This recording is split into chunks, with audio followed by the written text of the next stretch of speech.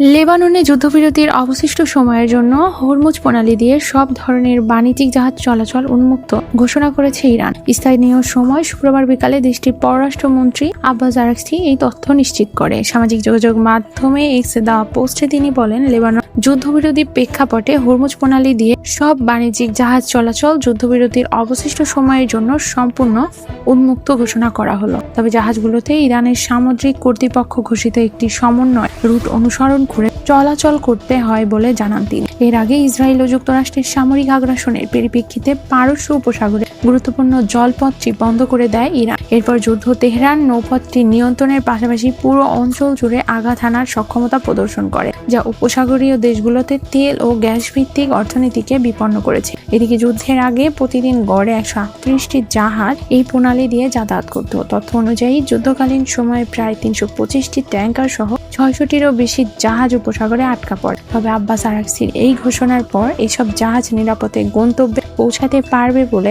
আশা করা হচ্ছে। একই সাথে যুক্তরাষ্ট্রের সঙ্গে ইরানের যুদ্ধবিরতির ফলপ্রসূ হবে বলেও আশা করা হচ্ছে।